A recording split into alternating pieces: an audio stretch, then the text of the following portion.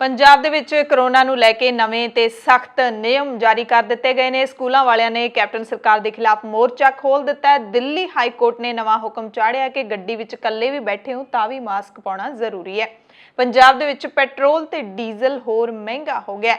पंजाब च खराब मौसम के कारण पुत्तां वांग पालियां किसानां दीयां फसलां बर्बाद हो रही ने। सिरसा दे विच बीजेपी लीडरां दा विरोध करन गए किसानां ते पानी दीयां बुछाड़ां सुट्टियां गईयां ने। नक्सली हमले नूं लैके एक अहम खबर है। पूरी दुनिया तो भी करोना नूं लैके कई वड्डियां खबरां ने। एमरजेंसी बुलेटिन देखने वाले सारे दर्शकों का स्वागत है। मैं हरशरण कौर। सब तो पहला पंजाब दीयां खबरां ते गल करोना दी ते नवे नियमां दी। मुख मंत्री कैप्टन अमरिंदर सिंह ने कहा है तुहानूं सब नूं कि मैनूं ये नियम सख्त करन दे लई मजबूर होना पै रहा है क्योंकि नियमां दी पालना नहीं हो रही। करोना के केस वध रहे ने, इस करके मजबूरी दे विच मैं तुहाडे ते आ सख्तियां ला रहा। सब तो पहली सख्ती 30 अप्रैल तक सूबे दे विच सियासी इकट्ठ करन ते पूर्ण पाबंदी ला दी गई है। हुक्म दे दिता है पुलिस नूं कि जे कोई लीडर जां फिर लीडरां दे समेत होर कोई भी इस नियम की उलंघना करदा पाया गया तो उस खिलाफ DMA ते महामारी एक्ट तहत केस दर्ज किया जावे। जे कोई भी व्यक्ति इन्हां लीडरां नूं सियासी इकट्ठ करन दे लई कोई समान मुहैया करवाउंदा देखिया गया उहदे खिलाफ भी यही कार्रवाई की जावे अते जिहड़ियां दुकानां इन्हां नूं समान मुहैया करवाउणगीआं इकट्ठ करन दे लई उहनां नूं 3 महीने दे लई सील कर दिता जावे। दूसरी सख्ती पूरे सूबे दे विच हुण नाइट करफ्यू का ऐलान कर दिता गया। रात 9 बजे तो लैके सवेरे 5 बजे तक करफ्यू लगेगा। तीजी सख्ती है कि विआह संस्कार ते नवीं गाइडलाइनां जारी कर दित्तियां गईयां ने। घरां दे अंदर 50 लोगों का इकट्ठ हो सकता है, चाहे विआह होवे चाहे भोग होवे ते जे घरों बाहर तुसी कोई समागम करना है उह 100 तो वध लोग शामिल नहीं हो सकते। 30 अप्रैल तक मैडिकल ते नर्सिंग कॉलेजां नूं छड्ड के पंजाब दे सारे विद्यक अदारे बंद रहणगे। सारे सरकारी मुलाजम जां फिर जो भी मुलाजम हैगे ने काम करते नौकरीशुदा लोग ने उन्हां दे लई मास्क पाउणा लाजमी कर दिता गया है। मॉल अते दुकान मालकां नूं कुछ राहत दित्ती गई है। मॉल दे विच एक दुकान दे विच 10 लोग दाखिल हो सकते हैं। एक दुकान ते सिर्फ 10 लोग एक बारी च दाखिल हो सकते हैं। मॉल दे विच एक बारी च 100 लोग दाखिल हो सकते हैं। 30 अप्रैल तक स्कूल कॉलेज बंद रखने का जिहड़ा फैसला है इहदा हुण तिखा विरोध देखण नूं मिल सकदा है आउंदे दिनां दे विच। ते उस मॉल दे विच 200 लोकां दे जाण दी इजाजत होएगी जिहदे विच 20 दुकानां होणगीआं। लोकां नूं अपील है कि बहुत ही एमरजेंसी होवे तां ही ओह सरकारी दफ्तरां दे विच जाण, नहीं तां ओह अपने जिहड़े नॉर्मल काम ने उन्हां लई उडीक कर लैण जां फिर फोनां ते करवा लैण। सिनेमा हॉल दे विच 50% हद तक जिहड़ा दर्शकां नूं फिल्मां दिखाईआं जा सकदियां ने। सारियां पाबंदियां 30 अप्रैल तक लागू कीतियां गईयां ने। मुख मंत्री कैप्टन अमरिंदर सिंह ने आम आदमी पार्टी के सुप्रीमो और दिल्ली के मुख मंत्री अरविंद केजरीवाल और श्रोमणी अकाली दल के प्रधान सुखबीर सिंह बादल नूं भी झाड़ पाई है। कहते तुसीं इन्ने जिम्मेवार व्यक्ति होके इकट्ठ करते फिरदे हो, रोजाना इकट्ठ करते हो पंजाब दे विच, ते जे तुसीं इहो जे काम करोगे तो आम लोग किवें समझणगे। सो सख्त ताड़ना जिहड़ी है ओह उन्हां नूं दित्ती है। कैप्टन ने कहा कि 85% तो वध जिहड़े पंजाब दे विच करोना के मामले हैगे ने यूके वेरीएंट तो आ रहे ने। सो ये जिहड़ियां नवीं पाबंदियां तुहाडे सब दे उत्ते लाईआं गईआं ने। उधर जिहड़े निजी स्कूलों वाले हैगे ने पंजाब दे विच उन्हां ने कैप्टन सरकार खिलाफ मोर्चा खोल रखिआ है।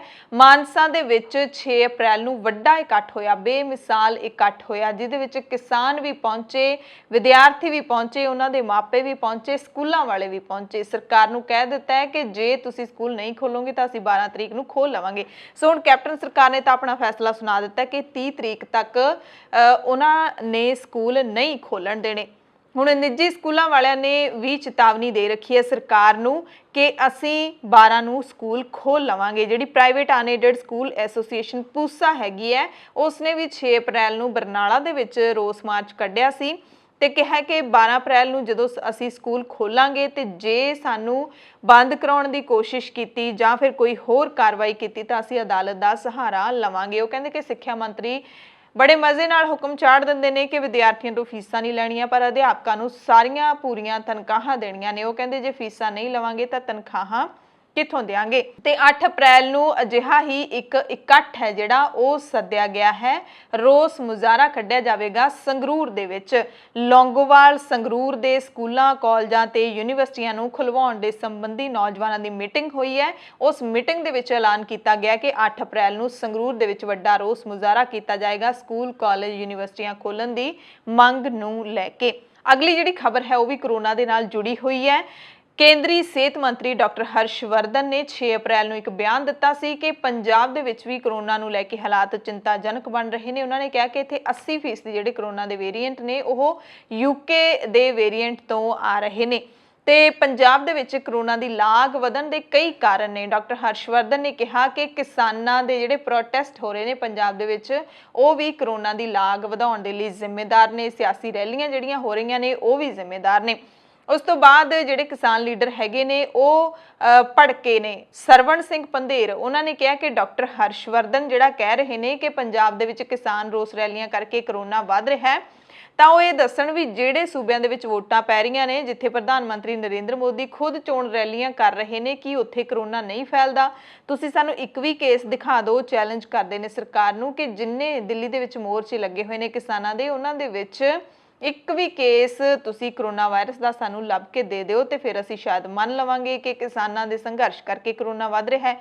ਕਹਿੰਦੇ ਜਦੋਂ ਕਰੋਨਾ ਦੀ ਮਹਾਮਾਰੀ ਸ਼ੁਰੂ ਹੋਈ ਹੈ ਉਦੋਂ ਤੱਕ ਕਿਸਾਨਾਂ ਦਾ ਸੰਘਰਸ਼ ਕਿਤੇ ਹੈ ਹੀ ਨਹੀਂ ਸੀ ਤੇ ਇਹਦਾ ਜਵਾਬ ਹੈ ਜਿਹੜਾ ਕਿਸਾਨ ਲੀਡਰ ਦੇ ਰਹੇ ਨੇ ਸਿੱਧੇ ਤੌਰ ਤੇ ਕਿ ਜਾਣਬੁੱਝ ਕੇ ਕਰੋਨਾ ਨੂੰ ਹਥਿਆਰ ਦੇ ਵਾਂਗੂ ਸਰਕਾਰ ਵਰਤ ਰਹੀ ਹੈ ਤੇ ਕਿਸਾਨਾਂ ਦੇ ਸਿਰ ਤੇ ਕਰੋਨਾ ਦਾ ਕਾਰਨ ਹੈ ਜਿਹੜਾ ਉਹ ਮੜ ਰਹੀ ਹੈ। पंजाब के अंदर 80% यूके वेरिएंट के कारण केसेस पाए गए हैं और जीनोम सीक्वेंसिंग वगैरह से भी ये कंफर्म किया गया और ज़्यादातर ये ध्यान में भी आया कि शायद वहाँ पर ये जो कुछ भी ज़्यादा तेज़ी से केसेस बढ़े हैं ये इवेंट ड्रिवन काफ़ी बड़ी तादाद में है।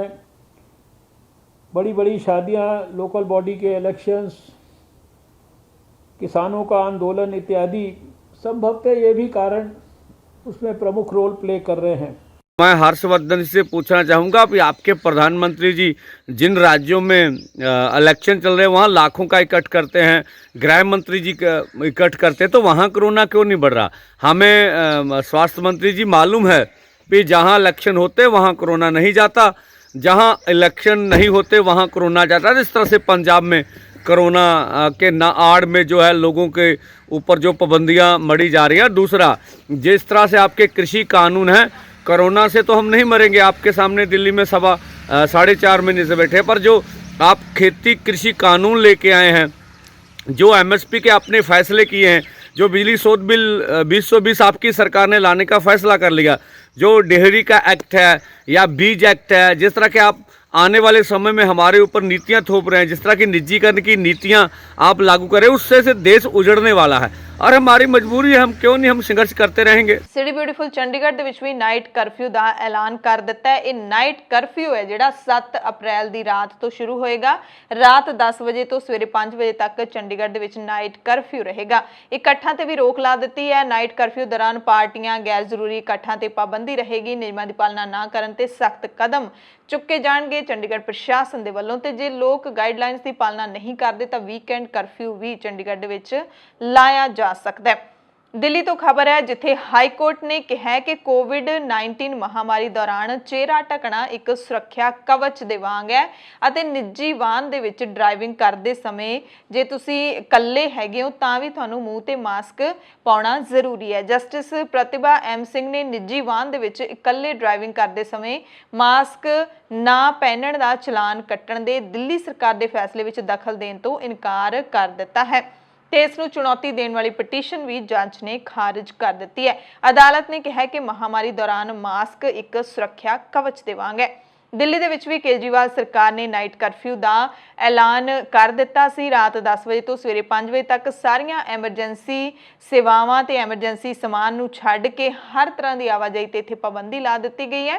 ਕਰੋਨਾ ਮਾਮਲਿਆਂ ਵਿੱਚ ਵਾਧੇ ਵਾਲੇ ਦੂਸਰੇ ਸੂਬੇ ਜਿਵੇਂ ਕਿ ਮੱਧ ਪ੍ਰਦੇਸ਼ ਤੇ ਮਹਾਰਾਸ਼ਟਰ ਵਿੱਚ ਵੀ ਪਹਿਲਾਂ ਹੀ ਰਾਤ ਦੇ ਕਰਫਿਊ ਦਾ ਐਲਾਨ ਕੀਤਾ ਜਾ ਚੁੱਕਿਆ ਹੈ। ਸੋ ਹੁਣ ਦਿੱਲੀ, ਮਹਾਰਾਸ਼ਟਰ ਜਾਂ ਮੱਧ ਪ੍ਰਦੇਸ਼ ਤੇ ਪੰਜਾਬ ਇਹਨਾਂ ਸਾਰੇ ਸੂਬਿਆਂ ਦੇ ਵਿੱਚ ਰਾਤ ਦੇ ਕਰਫਿਊ ਦਾ ਐਲਾਨ ਕਰ ਦਿੱਤਾ ਗਿਆ।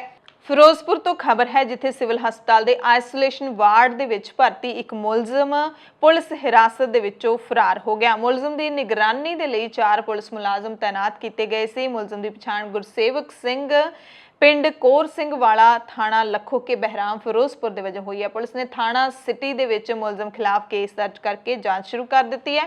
ਇਸ ਮਾਮਲੇ ਵਿੱਚ ਸ਼ਾਮਿਲ ਪੁਲਿਸ ਕਰਮਚਾਰੀਆਂ ਦੀ ਭੂਮਿਕਾ ਦੀ ਵੀ ਜਾਂਚ ਕੀਤੀ ਜਾ ਰਹੀ ਹੈ ਤੇ ਇਹ ਜਿਹੜਾ ਮੁਲਜ਼ਮ ਸੀ ਉਹ ਕਰੋਨਾ ਪੀੜਤ ਸੀਗਾ। ਕਰੋਨਾ ਪੀੜਤ ਮੁਲਜ਼ਮ ਸੀ। 4 ਪੁਲਿਸ ਵਾਲੇ ਨਾਲ ਲਾਏ ਸੀ, ਫਿਰ ਵੀ ਚਕਮਾ ਦੇ ਕੇ ਭੱਜਣ 'ਚ ਫਰਾਰ ਹੋ ਗਿਆ। ਸੋ ਕਰੋਨਾ ਦੇ ਇਸ ਮਾਹੌਲ ਦੇ ਵਿੱਚ ਭਾਰਤ ਦੇ ਕਈ ਸੂਬਿਆਂ ਦੇ ਵਿੱਚ ਨਾਈਟ ਕਰਫਿਊ ਲਾ ਦਿੱਤਾ ਗਿਆ ਹੈ ਤੇ ਹਰ ਕੋਈ ਇਸ ਮਾਹੌਲ ਦੇ ਵਿੱਚ ਪੁੱਛ ਰਿਹਾ ਹੈ ਕਿ ਕੀ ਨਾਈਟ ਕਰਫਿਊ ਲਾਉਣ ਦੇ ਨਾਲ ਕਰੋਨਾ ਕੰਟਰੋਲ ਦੇ ਵਿੱਚ ਆ ਸਕਦਾ ਹੈ, ਕਾਬੂ ਦੇ ਵਿੱਚ ਆ ਸਕਦਾ ਹੈ। ਨਾਈਟ ਕਰਫਿਊ ਲਾਉਣ ਦੇ ਪਿੱਛੇ ਲੌਜਿਕ ਕੀ ਹੈ, ਇਸ ਦਾ ਕਾਰਨ ਸਰਕਾਰਾਂ ਨਹੀਂ ਦੱਸਦੀਆਂ। ਬੱਚੇ ਸਵਾਲ ਪੁੱਛਦੇ ਨੇ ਆਪਣੇ ਮਾਪਿਆਂ ਨੂੰ ਕਿ ਇੱਕ ਗੱਲ ਦੱਸੋ, ਕਰੋਨਾ ਵਾਇਰਸ ਰਾਤ ਵਿੱਚ ਹੀ ਸਭ ਤੋਂ ਵੱਧ ਐਕਟਿਵ ਹੁੰਦਾ ਹੈ, ਪਰ ਇਸ ਦਾ ਜਵਾਬ ਹੈ ਜਿਹੜਾ ਉਹ ਸ਼ਾਇਦ ਕਿਸੇ ਕੋਲ ਨਹੀਂ ਹੈ।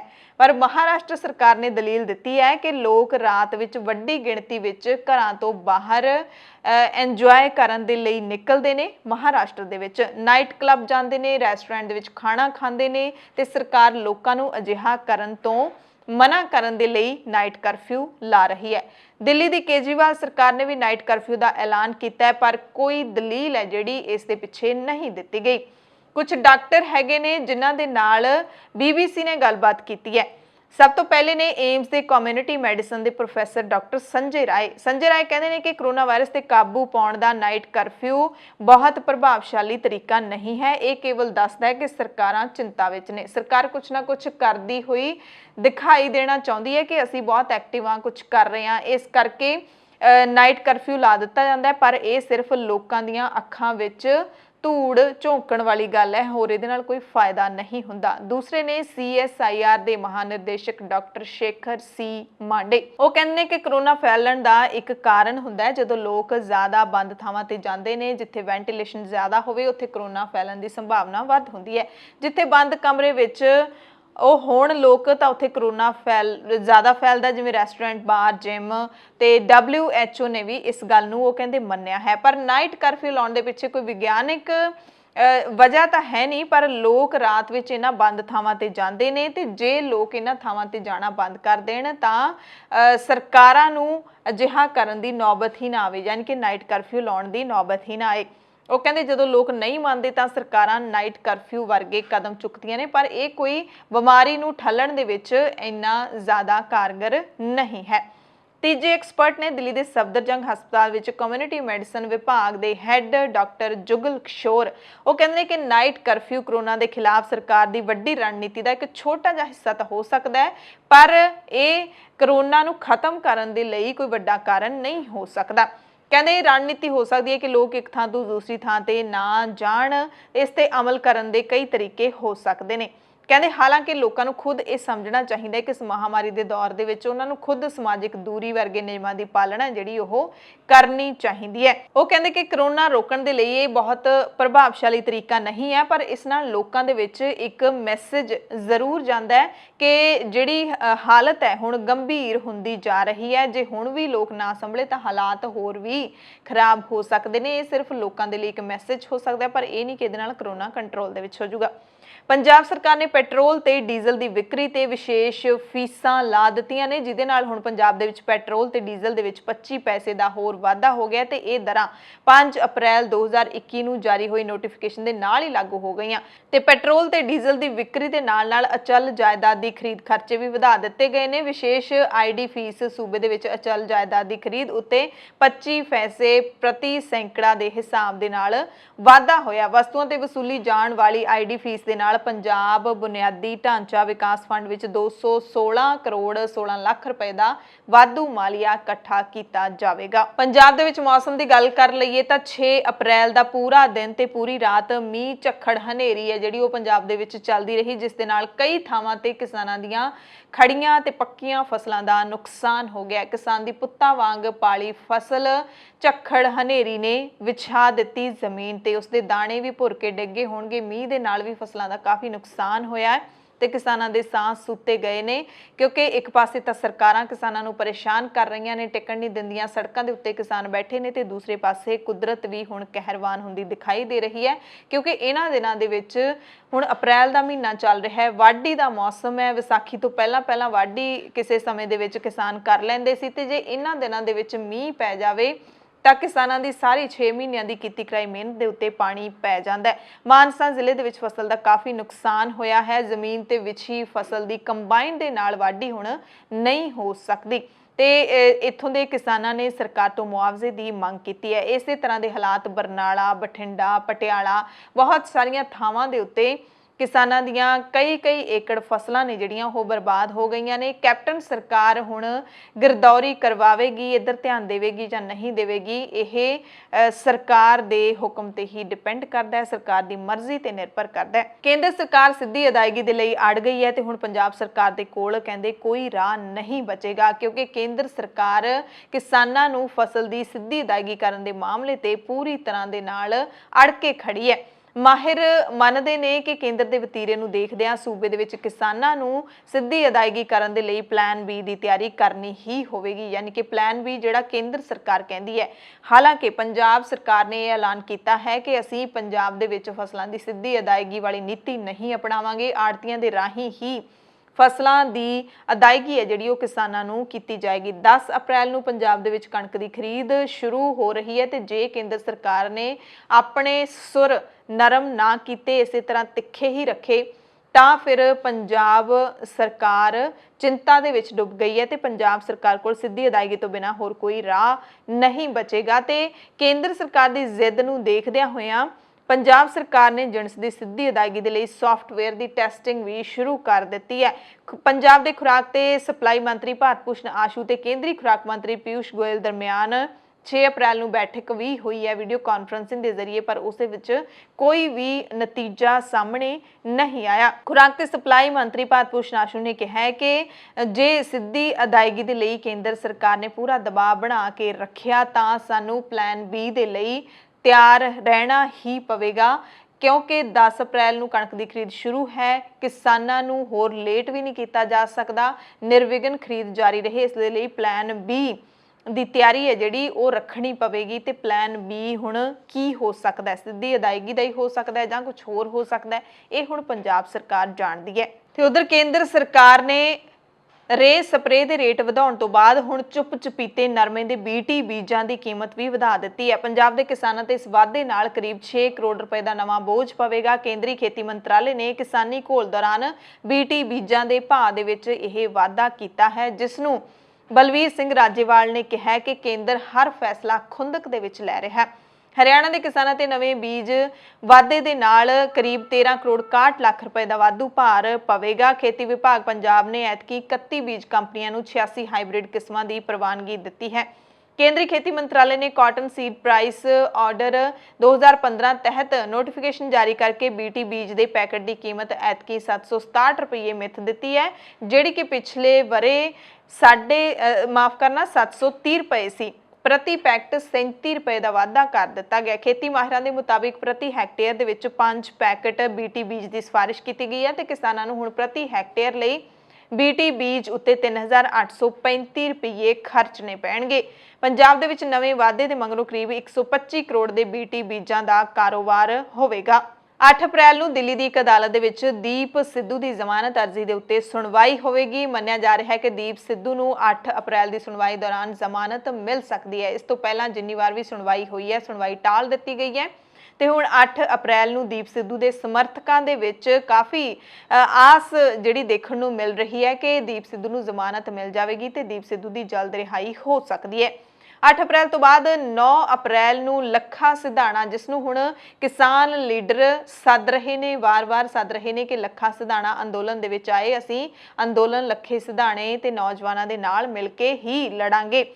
ਤਾਂ ਫਿਰ 9 ਤਰੀਕ ਨੂੰ ਲੱਖੇ ਸਿਧਾਣੇ ਨੇ ਮਸਤੂਆਣਾ ਸਾਹਿਬ ਤੋਂ ਹਜ਼ਾਰਾਂ ਗੱਡੀਆਂ ਟਰੈਕਟਰਾਂ ਦੇ ਕਾਫਲੇ ਦੇ ਨਾਲ ਦਿੱਲੀ ਨੂੰ ਰਵਾਨਾ ਹੋਣ ਦਾ ਜਿਹੜਾ ਜਾਣਕਾਰੀ ਹੈ ਜਿਹੜੀ ਉਹ ਨਸ਼ਰ ਕੀਤੀ ਹੈ, ਅਤੇ ਸਾਰੇ ਨੌਜਵਾਨਾਂ ਨੂੰ, ਵੱਡੀ ਗਿਣਤੀ ਦੇ ਵਿੱਚ ਪੰਜਾਬੀਆਂ ਨੂੰ ਇਸ ਕਾਫਲੇ ਦੇ ਵਿੱਚ ਸ਼ਾਮਿਲ ਹੋਣ ਦੀ ਅਪੀਲ ਵੀ ਕੀਤੀ ਹੈ। ਸੋ ਲੱਖਾ ਸਿਧਾਣਾ ਆਖਿਰਕਾਰ ਸਿੰਘੂ ਬਾਰਡਰ ਤੇ ਪਹੁੰਚ ਰਿਹਾ ਹੈ।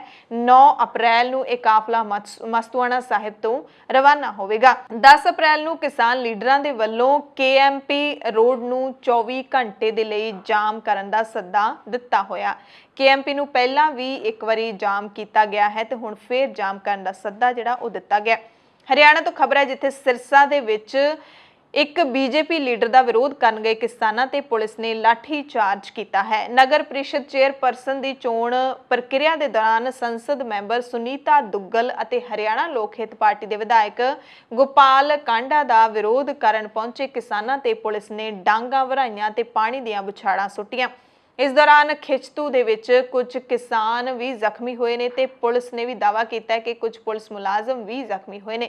ਪੁਲਿਸ ਤੇ ਕਿਸਾਨਾਂ ਦੇ ਵਿਚਾਲੇ ਕਈ ਘੰਟਿਆਂ ਤੱਕ ਇਹ ਧੱਕਾ ਮੁੱਕੀ ਚੱਲਦੀ ਰਹੀ ਹੈ। ਕਿਸਾਨਾਂ ਨੇ ਪੁਲਿਸ ਵੱਲੋਂ ਲਾਏ ਬੈਰੀਕੇਡ ਤੋੜ ਦਿੱਤੇ, ਜਿਸ ਤੋਂ ਬਾਅਦ ਪੁਲਿਸ ਨੇ ਕਿਸਾਨਾਂ ਤੇ ਲਾਠੀ ਚਾਰਜ ਕੀਤਾ ਅਤੇ ਪਾਣੀ ਦੀਆਂ ਤੇਜ਼ ਬੁਛਾੜਾਂ ਸੁੱਟੀਆਂ। ਨਗਰ ਪ੍ਰੀਸ਼ਦ ਚੇਅਰਪਰਸਨ ਦੀ ਚੋਣ ਹੋਣੀ ਸੀ, ਜਿਸ ਵਿੱਚ ਸੰਸਦ ਮੈਂਬਰ ਸੁਨੀਤਾ ਦੁੱਗਲ ਤੇ ਵਿਧਾਇਕ ਗੋਪਾਲ ਕਾਂਡਾ ਨੇ ਚੋਣ ਨਿਯਮਾਂ ਮੁਤਾਬਿਕ ਆਪਣੀਆਂ ਵੋਟਾਂ ਪਾਉਣ ਜਾਣਾ ਸੀ। ਕਿਸਾਨਾਂ ਨੇ ਦੋਵੇਂ ਲੀਡਰਾਂ ਦਾ ਖੇਤੀ ਕਾਨੂੰਨਾਂ ਨੂੰ ਲੈ ਕੇ ਵਿਰੋਧ ਕੀਤਾ ਤੇ ਪੂਰਾ ਸਮਾਂ ਸਥਿਤੀ ਹੈ ਜਿਹੜੀ ਤਣਾਅਪੂਰਨ ਬਣੀ ਰਹੀ। ਤੇ BJP ਦੇ ਵਿਰੋਧ ਦੀ ਇੱਕ ਅਜਿਹੀ ਖਬਰ ਸ਼੍ਰੀ ਫਤਿਹਗੜ੍ਹ ਸਾਹਿਬ ਤੋਂ ਵੀ ਆ ਰਹੀ ਹੈ, ਜਿੱਥੇ BJP ਦੀਆਂ ਮਹਿਲਾ ਵਰਕਰਾਂ ਨੇ ਮਲੋਟ ਦੇ ਵਿੱਚ BJP ਵਿਧਾਇਕ ਅਰੁਣ ਨਾਰੰਗ ਦੇ ਨਾਲ ਜਿਹੜੀ ਖਿੱਚਤੂ ਹੋਈ ਹੈ ਉਸ ਮਾਮਲੇ ਦੇ ਵਿਰੋਧ ਦੇ ਵਿੱਚ ਕਾਂਗਰਸ ਵਿਧਾਇਕਾਂ ਨੂੰ ਚੂੜੀਆਂ ਦੇਣ ਜਾਣਾ ਸੀ। ਪਰ ਜਦੋਂ BJP ਦੀ ਮਹਿਲਾ ਬ੍ਰਿਗੇਡ ਚੂੜੀਆਂ ਦੇਣ ਪਹੁੰਚੀ ਤਾਂ ਇਹਨਾਂ ਨੂੰ ਕਿਸਾਨਾਂ ਦੇ ਨਾਲ ਅਕਾਲੀ ਦਲ ਅਤੇ ਆਮ ਆਦਮੀ ਪਾਰਟੀ ਅਕਾਲੀ ਦਲ ਤੇ ਕਾਂਗਰਸ ਦਾ ਵਿਰੋਧ ਹੈ ਜਿਹੜਾ ਉਹ ਸਹਿਣਾ ਪਿਆ। ਕਾਂਗਰਸ, ਅਕਾਲੀ ਦਲ ਤੇ ਕਿਸਾਨਾਂ ਨੇ ਇਕੱਠੇ ਹੋ ਕੇ ਇਹਨਾਂ BJP ਮਹਿਲਾ ਵਰਕਰਾਂ ਦੇ ਵਿਰੋਧ ਦੇ ਵਿੱਚ ਨਾਅਰੇਬਾਜ਼ੀ ਕਰਨੀ ਸ਼ੁਰੂ ਕਰ ਦਿੱਤੀ। ਇਹਨਾਂ ਨੇ ਕਾਂਗਰਸ ਵਿਧਾਇਕ ਕੁਲਜੀਤ ਸਿੰਘ ਨਾਗਰਾ ਤੇ ਹੋਰ ਜਿਹੜੇ ਕਾਂਗਰਸ ਦੇ ਲੀਡਰ ਨੇ ਉਹਨਾਂ ਨੂੰ ਚੂੜੀਆਂ ਦੇਣ ਜਾਣਾ ਸੀ। ਅਜਿਹੇ ਮਾਹੌਲ ਦੇ ਵਿੱਚ ਹਾਲਾਤ ਤਣਾਅਪੂਰਨ ਬਣ ਗਏ, ਜਿਸ ਦੇ ਚੱਲਦਿਆਂ ਪੁਲਿਸ ਨੇ ਬੜੀ ਮੁਸ਼ਕਲ ਦੇ ਨਾਲ BJP ਲੀਡਰਾਂ ਤੇ ਮਹਿਲਾ ਵਰਕਰਾਂ ਨੂੰ DC ਦਫ਼ਤਰ ਦੇ ਵਿੱਚ ਬੰਦ ਕਰ ਦਿੱਤਾ ਤਾਂ ਕਿ ਕੋਈ ਹੋਰ ਘਟਨਾ ਨਾ ਵਾਪਰ ਸਕੇ। ਕਿਸਾਨ ਲੀਡਰ ਨਿਰਮਲ ਸਿੰਘ ਨੇ ਕਿਹਾ ਕਿ BJP ਦੇ ਝੰਡੇ ਦੇਖ ਕੇ ਸਾਡਾ ਖੂਨ ਖੌਲ ਜਾਂਦਾ ਹੈ। ਹੁਣ ਜਦੋਂ ਅਸੀਂ BJP ਦਾ ਵਿਰੋਧ ਕਰ ਰਹੇ ਹਾਂ ਤਾਂ ਕਾਂਗਰਸ ਤੇ ਅਕਾਲੀ ਦਲ ਵੀ ਸਾਡੇ ਨਾਲ ਰਲ ਗਏ ਨੇ। ਅਕਾਲੀ ਦਲ ਦੇ ਬੁਲਾਰੇ ਐਡਵੋਕੇਟ ਅਮਰਦੀਪ ਸਿੰਘ ਧਾਰਨੀ ਨੇ ਕਿਹਾ ਕਿ BJP ਸ਼ਾਂਤੀ ਭੰਗ ਕਰ ਚੁੱਕੀ ਹੈ, ਇਸ ਕਰਕੇ ਅਸੀਂ ਕਿਸਾਨਾਂ ਦਾ ਸਾਥ ਦਿੱਤਾ ਤੇ ਦਿੰਦੇ ਰਹਾਂਗੇ। ਸੋ ਕਾਂਗਰਸ ਨੂੰ ਚੂੜੀਆਂ ਦੇਣ ਪਹੁੰਚੀਆਂ ਸੀ ਇਹ BJP ਦੀਆਂ ਮਹਿਲਾ ਵਰਕਰਾਂ, ਪਰ ਇਹਨਾਂ ਨੂੰ ਤਿੱਖੇ ਵਿਰੋਧ ਦਾ ਸਾਹਮਣਾ ਕਰਨਾ ਪਿਆ ਅਤੇ DC ਦਫ਼ਤਰ ਦੇ ਵਿੱਚ ਲੁਕ ਕੇ ਆਪਣਾ ਆਪ ਬਚਾਉਣਾ ਪਿਆ। ਜਲੰਧਰ ਤੋਂ ਖਬਰ ਹੈ ਜਿੱਥੇ 6 ਅਪ੍ਰੈਲ ਨੂੰ ਜਦੋਂ BJP ਦਾ 41ਵਾਂ ਸਥਾਪਨਾ ਦਿਵਸ ਮਨਾਇਆ ਗਿਆ ਤਾਂ ਇੱਥੇ ਅਹੁਦੇਦਾਰ ਨੇ ਜਿਹੜੇ BJP ਉਹਨਾਂ ਨੇ ਇਸ ਪ੍ਰੋਗਰਾਮ ਤੋਂ ਆਪਣੇ ਆਪ ਦੂਰੀ ਬਣਾ ਕੇ ਰੱਖੀ। ਦੀਨ ਦਿਆਲ ਉਪਾਧਿਆਏ ਨਗਰ ਦੇ ਵਿੱਚ BJP ਦੇ ਸਥਾਪਨਾ ਦਿਵਸ ਸੰਬੰਧੀ ਹਵਨ ਕਰਵਾਇਆ ਗਿਆ, ਜਿਹਦੇ ਵਿੱਚ BJP ਲੀਡਰਾਂ ਤੇ ਵਰਕਰਾਂ ਦੀ ਗਿਣਤੀ ਸੈਂਕੜਾ ਵੀ ਪਾਰ ਨਹੀਂ ਕਰ ਸਕੀ। ਪਾਰਟੀ ਦੇ ਸੂਤਰਾਂ ਮੁਤਾਬਿਕ ਸਥਾਪਨਾ ਦਿਵਸ ਮੌਕੇ ਕਿਸਾਨਾਂ ਦੇ ਆਉਣ ਦਾ ਡਰ ਇੰਨਾ ਸਤਾ ਰਿਹਾ ਸੀ ਕਿ ਬਹੁਤੇ BJP ਦੇ ਅਹੁਦੇਦਾਰ ਇਸ ਹਵਨ ਦੇ ਵਿੱਚ ਸ਼ਾਮਿਲ ਹੀ ਨਹੀਂ ਹੋਏ। ਸਥਾਪਨਾ ਦਿਵਸ ਤੋਂ ਪਹਿਲਾਂ BJP ਦੇ ਵੱਲੋਂ ਅਹੁਦੇਦਾਰਾਂ ਨੂੰ ਪਾਰਟੀ ਦੇ 50-50 ਝੰਡੇ ਦਿੱਤੇ ਗਏ ਸੀ, ਜੋ ਉਹਨਾਂ ਨੂੰ ਆਪਣੇ ਘਰ ਤੇ ਲਾਉਣ ਲਈ ਕਿਹਾ ਗਿਆ ਸੀ। ਪਰ ਨਾ ਤਾਂ ਅਹੁਦੇਦਾਰਾਂ ਨੇ ਆਪਣੇ ਘਰਾਂ ਤੇ ਝੰਡੇ ਲਾਏ ਤੇ ਨਾ ਹੀ ਉਹਨਾਂ ਨੇ ਅੱਗੇ ਕਿਸੇ ਨੂੰ ਲਾਉਣ ਲਈ ਦਿੱਤੇ। ਜਿਹੜੇ ਅਹੁਦੇਦਾਰ ਸਥਾਪਨਾ ਦਿਵਸ ਮੌਕੇ ਕਰਵਾਏ ਗਏ ਹਵਨ ਤੋਂ ਦੂਰ ਰਹੇ, ਉਹਨਾਂ ਦੇ ਵਿੱਚ ਜ਼ਿਲ੍ਹਾ ਤੇ ਮੰਡਲ ਪੱਧਰ ਦੇ ਲੀਡਰ ਤੇ ਪਾਰਟੀ ਵੱਲੋਂ ਬਣਾਏ ਵੱਖ-ਵੱਖ ਸੈਲਾਂ ਦੇ ਲੀਡਰ ਸ਼ਾਮਿਲ ਸਨ। ਇਹਨਾਂ ਆਗੂਆਂ ਨੇ ਵੱਖ-ਵੱਖ ਬਹਾਨੇ ਬਣਾ ਕੇ ਹਵਨ ਦੇ ਵਿੱਚ ਨਾ ਪਹੁੰਚਣ ਦੀ ਮਜਬੂਰੀ ਜ਼ਾਹਿਰ ਕੀਤੀ, ਪਰ ਸੂਤਰ ਦੱਸਦੇ ਨੇ ਕਿ ਕਿਸਾਨਾਂ ਦੇ ਵਿਰੋਧ ਦੇ ਡਰ ਕਾਰਨ BJP ਦੇ ਇਹ ਲੀਡਰ ਘਰੋਂ ਬਾਹਰ ਨਹੀਂ ਨਿਕਲ ਸਕੇ। ਕੇਂਦਰ ਸਰਕਾਰ ਤੋਂ ਬਾਅਦ ਹੁਣ ਪੰਜਾਬ ਦੀ ਕੈਪਟਨ ਸਰਕਾਰ ਨੇ ਵੀ ਨਿਊਜ਼ ਵੈਬ ਚੈਨਲਾਂ ਨੂੰ ਸੂਚੀਬੱਧ ਕਰਨ ਦੇ ਲਈ ਦਾ Punjab news web channel policy 2021 notify ਕੀਤੀ ਹੈ। ਇਸ ਨੀਤੀ ਦੇ ਤਹਿਤ ਸੋਸ਼ਲ ਮੀਡੀਆ ਪਲੇਟਫਾਰਮ YouTube ਅਤੇ Facebook ਤੇ ਚੱਲ ਰਹੇ ਪੰਜਾਬੀ ਨਿਊਜ਼ ਚੈਨਲਾਂ ਨੂੰ ਕਵਰ ਕੀਤਾ ਜਾਏਗਾ। ਨੀਤੀ ਦੀਆਂ ਹੋਰ ਸ਼ਰਤਾਂ ਤੇ ਨਿਯਮਾਂ ਤੋਂ ਇਲਾਵਾ ਪੰਜਾਬ ਦੇ ਜਿਹੜੇ ਨਿਊਜ਼ ਚੈਨਲ ਹੈਗੇ ਨੇ, ਜਿਨ੍ਹਾਂ ਦੇ ਵਿੱਚ ਮੁੱਖ ਤੌਰ ਤੇ 70% ਪੰਜਾਬ ਨਾਲ ਸੰਬੰਧਿਤ ਖਬਰਾਂ ਦਿਖਾਈਆਂ ਜਾਂਦੀਆਂ ਨੇ, ਉਹਨਾਂ ਨੂੰ ਹੀ ਸੂਚੀਬੱਧ ਕਰਨ ਦੇ ਲਈ ਵਿਚਾਰਿਆ ਜਾਵੇਗਾ। ਕਾਫੀ ਸਾਰੀਆਂ ਜਿਹੜੀਆਂ ਸ਼ਰਤਾਂ ਨੇ ਉਹ ਰੱਖੀਆਂ ਗਈਆਂ ਨੇ, ਕਾਫੀ ਸਾਰੇ ਨਿਯਮ ਰੱਖੇ ਗਏ ਨੇ। ਜਿਹੜੇ ਵੈਬ ਨਿਊਜ਼ ਚੈਨਲ ਉਹਨਾਂ ਸ਼ਰਤਾਂ ਨੂੰ ਪੂਰਾ ਕਰਦੇ ਹੋਣਗੇ ਉਹ ਇਸ ਲਈ ਅਪਲਾਈ ਕਰ ਸਕਦੇ ਨੇ। ਨੀਤੀ ਦੇ ਤਹਿਤ ਸੂਚਨਾ ਤੇ ਲੋਕ ਸੰਪਰਕ ਵਿਭਾਗ ਦੇ ਵੱਲੋਂ ਸੂਚੀਬੱਧ ਕੀਤੇ ਜਾਣ ਵਾਲੇ ਚੈਨਲ ਸਿਰਫ ਸਿਆਸੀ ਇੰਟਰਵਿਊਜ਼ ਜਾਂ ਖਬਰਾਂ, ਡੇਲੀ ਨਿਊਜ਼ ਬੁਲੇਟਿਨ, ਬਹਿਸ ਜਾਂ ਫਿਰ ਵਿਚਾਰ ਵਟਾਂਦਰੇ, ਵਿਸ਼ੇਸ਼ ਕਰਕੇ ਸੰਪਾਦਕੀ ਇੰਟਰਵਿਊਜ਼ ਤੇ ਪੰਜਾਬ ਖਬਰਾਂ ਦੌਰਾਨ ਹੀ ਸਰਕਾਰੀ ਇਸ਼ਤਿਹਾਰ ਚਲਾ ਸਕਣਗੇ। ਯਾਨੀ ਕਿ ਹੁਣ ਪੰਜਾਬ ਸਰਕਾਰ ਹੈ ਜਿਹੜੀ ਉਹ ਵੈਬ ਨਿਊਜ਼ ਚੈਨਲ ਜਿਨ੍ਹਾਂ ਨੂੰ ਸੂਚੀਬੱਧ ਕਰੇਗੀ, ਪੰਜਾਬ ਸਰਕਾਰ ਜਿਨ੍ਹਾਂ ਨੂੰ ਮਾਨਤਾ ਦੇਵੇਗੀ, ਉਹਨਾਂ ਨੂੰ ਵੀ ਹੁਣ ਪੰਜਾਬ ਸਰਕਾਰ ਇਸ਼ਤਿਹਾਰ ਦੇਵੇਗੀ। ਸਰਕਾਰੀ ਇਸ਼ਤਿਹਾਰ ਜਿਵੇਂ ਨਿਊਜ਼ ਚੈਨਲਾਂ ਤੇ ਅਖਬਾਰਾਂ ਨੂੰ ਦਿੱਤੇ ਜਾਂਦੇ ਨੇ, ਉਵੇਂ ਹੁਣ ਵੈਬ ਨਿਊਜ਼ ਚੈਨਲਾਂ ਨੂੰ ਵੀ ਇਸ ਨੀਤੀ ਦੇ ਤਹਿਤ ਕਵਰ ਕਰਕੇ ਉਹਨਾਂ ਨੂੰ ਵੀ ਇਸ਼ਤਿਹਾਰ ਦਿੱਤੇ ਜਾਣਗੇ, ਪਰ ਉਹਨਾਂ ਨੂੰ ਸਰਕਾਰ ਦੀਆਂ ਸ਼ਰਤਾਂ ਨੂੰ ਮੰਨਣਾ ਪਵੇਗਾ। ਕੀ ਸਰਕਾਰ ਨੇ ਇਹਨਾਂ ਚੈਨਲਾਂ ਦੇ ਲਈ ਕੁਆਲੀਫਿਕੇਸ਼ਨਸ ਨਿਰਧਾਰਿਤ ਕੀਤੀਆਂ ਨੇ, ਉਹ ਇਸ ਇੱਕ ਵੱਖਰੀ ਜਿਹੜੀ ਨਿਊਜ਼ ਰਿਪੋਰਟ ਦੇ ਵਿੱਚ ਤੁਹਾਨੂੰ ਜ਼ਰੂਰ ਦੱਸਾਂਗੇ, ਤਾਂ ਕਿ ਜਿੰਨੇ ਵੀ ਨਿਊਜ਼ ਚੈਨਲ ਪੰਜਾਬ ਦੇ ਵਿੱਚ ਵੈਬ ਚੈਨਲ ਚੱਲ ਰਹੇ ਨੇ ਉਹ ਇਹਨਾਂ ਸ਼ਰਤਾਂ ਨੂੰ ਪੂਰਾ ਕਰਨ ਦੇ ਲਈ ਆਪੋ ਆਪਣੀ ਤਿਆਰੀ ਕਰ ਲੈਣ। ਜਿਹੜੇ ਪਹਿਲਾਂ ਤੋਂ ਹੀ ਪੂਰੀਆਂ ਕਰਦੇ ਨੇ ਉਹ ਅਪਲਾਈ ਕਰ ਦੇਣ। ਪੰਜਾਬ ਹਰਿਆਣਾ ਹਾਈ ਕੋਰਟ ਦੇ ਸਾਬਕਾ ਵਧੀਕ ਚੀਫ ਜਸਟਿਸ ਮਹਿਤਾਬ ਸਿੰਘ ਗਿੱਲ ਨੇ ਪੰਜਾਬ ਦੇ ਚੀਫ ਵਿਜੀਲੈਂਸ ਕਮਿਸ਼ਨਰ ਦਾ ਚਾਰਜ ਸਾਂਭ ਲਿਆ। ਰਾਜਪਾਲ ਨੇ ਉਹਨਾਂ ਨੂੰ ਸਹੁੰ ਚੁਕਾਈ ਹੈ। ਲੰਘੇ ਵਰੇ ਅਕਤੂਬਰ ਦੇ ਵਿੱਚ ਵਿਧਾਨ ਸਭਾ ਦੇ ਵੱਲੋਂ pass Punjab state vigilance commission bill 2020 ਦੇ ਤਹਿਤ ਇਸ ਕਮਿਸ਼ਨ ਦੀ ਸਥਾਪਨਾ ਕੀਤੀ ਗਈ ਹੈ। ਇਸ ਅਹੁਦੇ ਦੇ ਲਈ ਅਰਜ਼ੀਆਂ ਮੰਗੀਆਂ ਗਈਆਂ ਸੀ, ਜਿਸ ਲਈ ਹਾਈ ਕੋਰਟ ਦੇ 5 ਸੇਵਾ ਮੁਕਤ ਜੱਜਾਂ ਤੇ 3 IAS ਅਫਸਰਾਂ ਨੇ ਅਪਲਾਈ ਕੀਤਾ ਸੀ ਤੇ ਹੁਣ ਪੰਜਾਬ ਦੀ ਮੁੱਖ ਸਕੱਤਰ ਵਿਨੀ ਮਹਾਜਨ ਨੇ ਇਸ ਅਹੁਦੇ ਦੇ ਲਈ ਜਸਟਿਸ ਮਹਿਤਾਬ ਗਿੱਲ ਨੂੰ ਚਿੱਠੀ ਭੇਜ ਦਿੱਤੀ ਹੈ। ਪ੍ਰੋਪਰ ਜਿਹੜੀ ਇੱਕ ਨੋਟੀਫਿਕੇਸ਼ਨ ਹੈ ਉਹ ਜਾਰੀ ਕਰ ਦਿੱਤੀ ਗਈ ਹੈ ਤੇ ਰਾਜਪਾਲ ਨੇ ਮਹਿਤਾਬ ਗਿੱਲ ਨੂੰ ਸਹੁੰ ਵੀ ਚੁਕਾ ਦਿੱਤੀ ਹੈ। ਪੰਜਾਬ ਵਾਸੀਆਂ ਨੂੰ ਇਸ ਵਾਰੀ ਲੰਬੇ ਬਿਜਲੀ ਕੱਟਾਂ ਦਾ ਸਾਹਮਣਾ ਕਰਨਾ ਪੈ ਸਕਦਾ ਹੈ। ਤਕਨੀਕੀ ਖਾਮੀਆਂ ਦਾ ਹਵਾਲਾ ਦਿੰਦਿਆਂ Northern regional load dispatch centre Delhi ਦੇ ਵੱਲੋਂ ਪੰਜਾਬ ਤੋਂ ਬਾਹਰ ਬਿਜਲੀ ਸਪਲਾਈ ਦੇਣ ਤੋਂ ਇਨਕਾਰ ਕਰ ਦਿੱਤਾ ਗਿਆ, ਜਿਸ ਕਾਰਨ ਬਿਜਲੀ ਕੱਟਾਂ ਦਾ ਖਦਸ਼ਾ ਵੱਧ ਗਿਆ।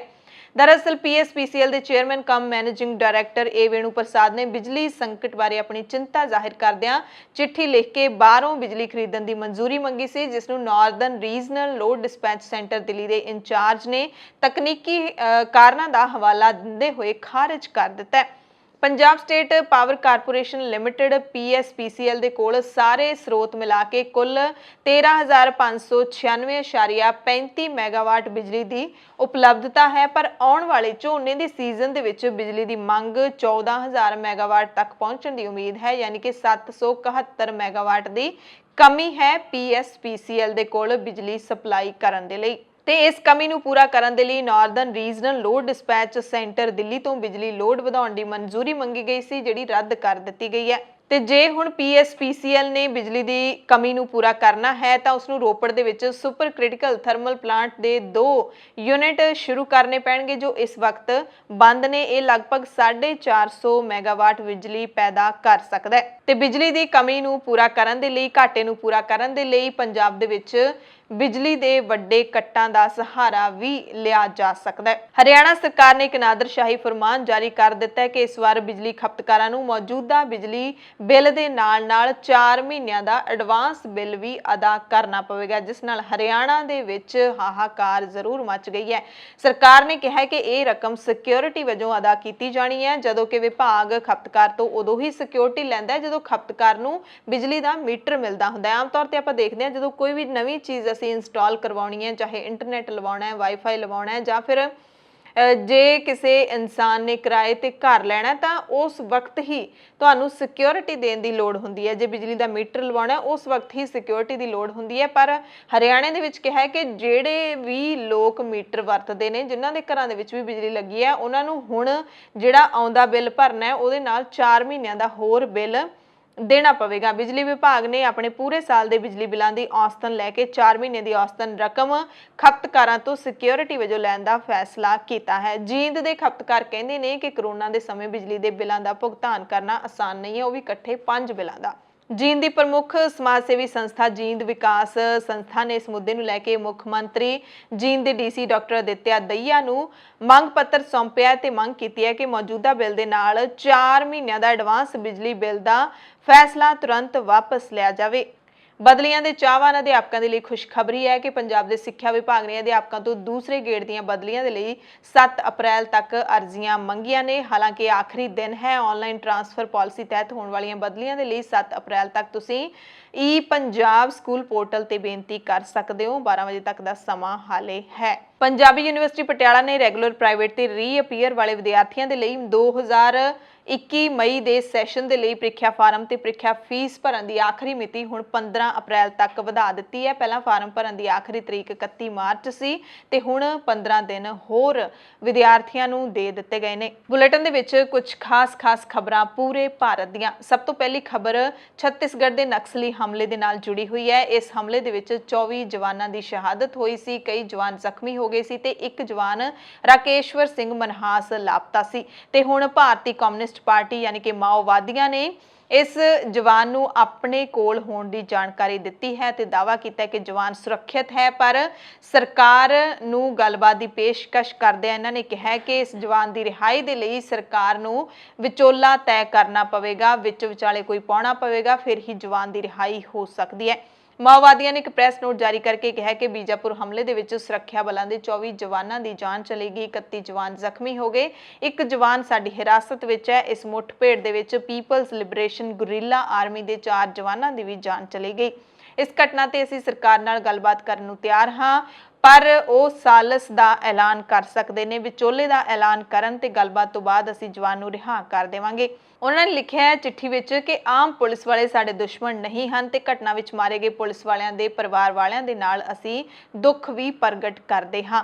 ਉਹਨਾਂ ਲਿਖਿਆ ਕਿ ਪੁਲਿਸ ਬਲ ਦੇ 2200 ਤੋਂ ਵੱਧ ਜਵਾਨ ਸੁਕਮਾ ਤੇ ਬੀਜਾਪੁਰ ਜ਼ਿਲ੍ਹਿਆਂ ਦੇ ਵਿੱਚ ਪਿੰਡਾਂ ਤੇ ਹਮਲਾ ਕਰਨ ਆਏ ਸੀ, ਜਿਸ ਦੀ ਯੋਜਨਾ ਅਮਿਤ ਸ਼ਾਹ ਦੀ ਅਗਵਾਈ ਦੇ ਵਿੱਚ ਬਣਾਈ ਗਈ ਸੀ। ਮਾਓਵਾਦੀਆਂ ਦੇ ਮੁਤਾਬਿਕ ਨਵੰਬਰ 2020 ਵਿੱਚ ਸ਼ੁਰੂ ਹੋਏ ਫੌਜੀ ਅਭਿਆਸ ਦੇ ਵਿੱਚ 150 ਤੋਂ ਵੱਧ ਪਿੰਡ ਵਾਸੀਆਂ ਦਾ ਕਤਲ ਕੀਤਾ ਗਿਆ, ਜਿਨ੍ਹਾਂ ਵਿੱਚੋਂ ਕੁਝ ਸਾਡੀ ਪਾਰਟੀ ਦੇ ਵਰਕਰ ਵੀ ਸਨ ਅਤੇ ਲੀਡਰ ਵੀ ਸਨ। ਇਸ ਪ੍ਰੈਸ ਨੋਟ ਦੇ ਅੰਤ ਦੇ ਵਿੱਚ ਮਾਓਵਾਦੀਆਂ ਨੇ ਲਿਖਿਆ ਕਿ ਮੋਦੀ ਤੇ ਸ਼ਾਹ ਭਾਵੇਂ ਜਿੰਨਾ ਵੱਡਾ ਕਤਲਕਾਂਡ ਕਰਨ ਜਾਂ ਕਤਲਕਾਂਡ ਦੀ ਯੋਜਨਾ ਬਣਾ ਲੈਣ, ਅਸੀਂ ਉਹਨਾਂ ਦੀਆਂ ਸਾਰੀਆਂ ਯੋਜਨਾਵਾਂ ਨੂੰ ਤਹਿਸ ਨਹਿਸ ਕਰਕੇ ਰੱਖ ਦੇਵਾਂਗੇ, ਅਸੀਂ ਉਹਨਾਂ ਦਾ ਮੂੰਹ ਤੋੜ ਜਵਾਬ ਦੇਵਾਂਗੇ। ਇਸੇ ਨਕਸਲੀ ਹਮਲੇ ਦੇ ਵਿੱਚ ਇੱਕ ਸਿੱਖ ਜਵਾਨ ਬਲਰਾਜ ਸਿੰਘ ਨੇ ਬਹਾਦਰੀ ਦਿਖਾਈ ਸੀ। ਇਸ ਦੇ ਆਪਣੇ ਵੀ ਗੋਲੀ ਲੱਗੀ ਸੀ, ਬਲਰਾਜ ਸਿੰਘ ਦੇ ਆਪਣੇ ਵੀ ਗੋਲੀ ਲੱਗੀ ਸੀ, ਪਰ ਫਿਰ ਵੀ ਆਪਣੀ ਦਸਤਾਰ ਉਤਾਰ ਕੇ ਨਾਲ ਪਏ ਜ਼ਖਮਾਂ ਦੇ ਨਾਲ ਕਰਾਉਂਦੇ ਸਾਥੀ ਅਭਿਸ਼ੇਕ ਪਾਂਡੇ ਨੂੰ ਬਚਾਇਆ ਸੀ। ਦਸਤਾਰ ਉਤਾਰ ਕੇ ਉਸਦੇ ਜ਼ਖਮਾਂ ਤੇ ਬੰਨੀ ਸੀ ਤੇ ਹੁਣ ਦੋਵੇਂ ਸੁਰੱਖਿਅਤ ਨੇ, ਹਸਪਤਾਲ ਦੇ ਵਿੱਚ ਦਾਖਲ ਨੇ।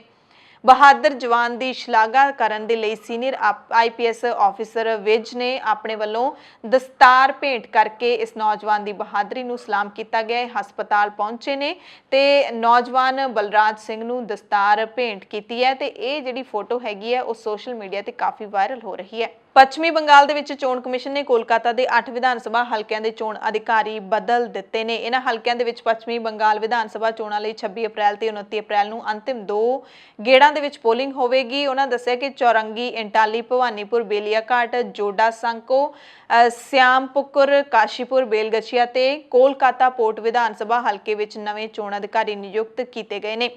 ਚੋਣ ਅਧਿਕਾਰੀਆਂ ਦਾ ਤਬਾਦਲਾ ਤੈਅ ਪ੍ਰਕਿਰਿਆ ਤਹਿਤ ਹੀ ਕੀਤਾ ਗਿਆ ਕਿਉਂਕਿ ਉਹ 3 ਸਾਲ ਤੋਂ ਵੱਧ ਸਮੇਂ ਤੋਂ ਆਪਣੇ ਅਹੁਦੇ ਤੇ ਸਨ। ਹਾਲਾਂਕਿ ਸੂਤਰ ਦੱਸਦੇ ਨੇ ਕਿ ਇਹਨਾਂ ਅਧਿਕਾਰੀਆਂ ਦੇ ਖਿਲਾਫ ਸੱਤਾਧਾਰੀ ਤ੍ਰਿਣਮੂਲ ਕਾਂਗਰਸ ਦਾ ਪੱਖ ਲੈਣ ਦੀਆਂ ਸ਼ਿਕਾਇਤਾਂ ਮਿਲੀਆਂ ਸੀ, ਇਸ ਕਰਕੇ ਇਹਨਾਂ ਨੂੰ ਬਦਲ ਦਿੱਤਾ ਗਿਆ। ਭਾਰਤੀ ਰਿਜ਼ਰਵ ਬੈਂਕ ਨੇ ਮੁਦਰਾ ਨੀਤੀ ਦੀ ਸਮੀਖਿਆ ਮੀਟਿੰਗ ਦੌਰਾਨ ਨੀਤੀਗਤ ਵਿਆਜ ਦਰਾਂ ਦੇ ਵਿੱਚ ਫੇਰ ਬਦਲ ਕਰਨ ਤੋਂ ਇਨਕਾਰ ਕਰ ਦਿੱਤਾ ਹੈ। ਇਸ ਦੇ ਨਾਲ ਹੀ RBI ਨੇ ਕਰੋਨਾ ਦੀ ਨਵੀਂ ਲਹਿਰ ਦੇ ਬਾਵਜੂਦ ਵਿੱਤੀ ਸਾਲ 2021-22 ਵਿੱਚ GDP 10.5% ਰਹਿਣ ਦੀ ਆਪਣੀ ਜਿਹੜੀ ਭਵਿੱਖਬਾਣੀ ਹੈ ਉਸ ਨੂੰ ਵੀ ਬਰਕਰਾਰ ਰੱਖਿਆ ਹੈ। ਬੁਲੇਟਿਨ ਦੇ ਵਿੱਚ ਕੁਝ ਖਾਸ ਖਬਰਾਂ ਪੂਰੀ ਦੁਨੀਆ ਦੀਆਂ। ਸਭ ਤੋਂ ਪਹਿਲਾਂ ਕੈਨੇਡਾ ਤੋਂ ਖਬਰ ਹੈ, ਜਿੱਥੇ ਕੈਨੇਡਾ ਦੇ ਟੋਰਾਂਟੋ ਦੇ ਵਿੱਚ ਸਕੂਲ ਬੰਦ ਕਰ ਦਿੱਤੇ ਗਏ ਨੇ।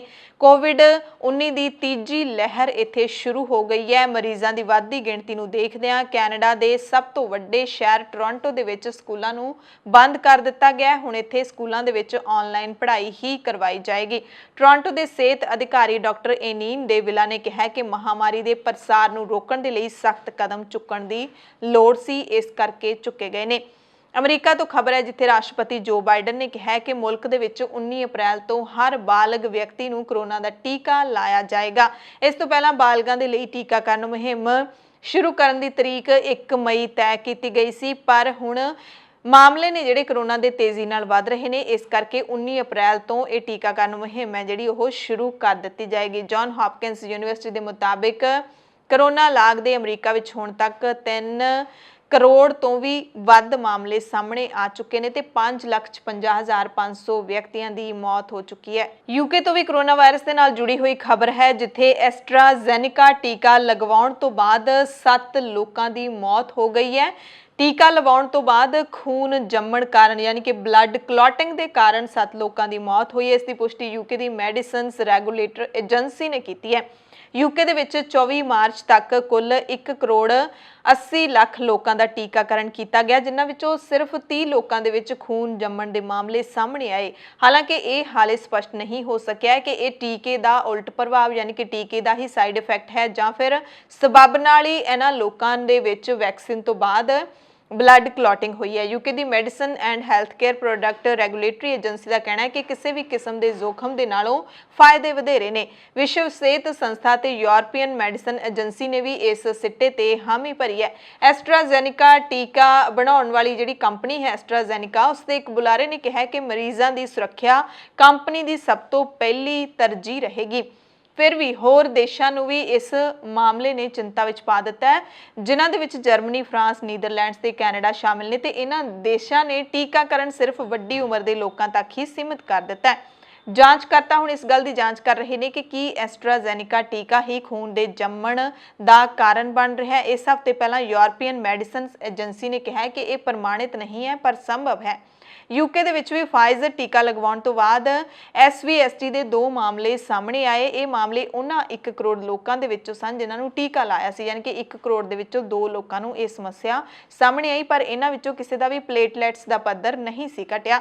ਜਰਮਨੀ ਦੇ ਵਿੱਚ ਵੀ ਟੀਕਾ ਲਵਾਉਣ ਵਾਲੇ 27 ਲੱਖ ਲੋਕਾਂ ਦੇ ਵਿੱਚ 31 CVST ਦੇ ਮਾਮਲੇ ਸਾਹਮਣੇ ਆਏ। ਇੱਥੇ 9 ਮੌਤਾਂ ਵੀ ਹੋਈਆਂ। ਇਹਨਾਂ ਵਿੱਚੋਂ ਬਹੁਤੇ ਮਾਮਲਿਆਂ ਦੇ ਵਿੱਚ ਨੌਜਵਾਨ ਤੇ ਅਧਖੜ ਉਮਰ ਦੀਆਂ ਔਰਤਾਂ ਸ਼ਾਮਲ ਸਨ।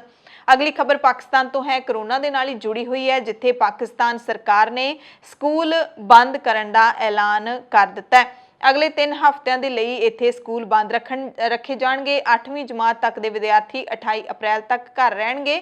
ਸਿੱਖਿਆ ਮੰਤਰੀ ਸ਼ਫਕਤ ਮਹਿਮੂਦ ਨੇ ਕਿਹਾ ਕਿ 3 ਹਫ਼ਤਿਆਂ ਬਾਅਦ ਸਥਿਤੀ ਦਾ ਜਾਇਜ਼ਾ ਲੈ ਕੇ ਅਗਲਾ ਫੈਸਲਾ ਲਿਆ ਜਾਏਗਾ। 9ਵੀਂ ਤੋਂ 12ਵੀਂ ਜਮਾਤ ਦੇ ਬੱਚਿਆਂ ਦੀਆਂ ਕਲਾਸਾਂ ਵੀ ਲਗਾਤਾਰ ਨਹੀਂ ਲਾਈਆਂ ਜਾਣਗੀਆਂ।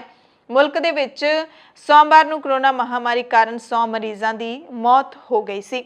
ਐਮਰਜੈਂਸੀ ਬੁਲੇਟਿਨ ਦੇਖਣ ਵਾਲੇ ਸਾਰੇ ਦਰਸ਼ਕਾਂ ਦਾ ਧੰਨਵਾਦ।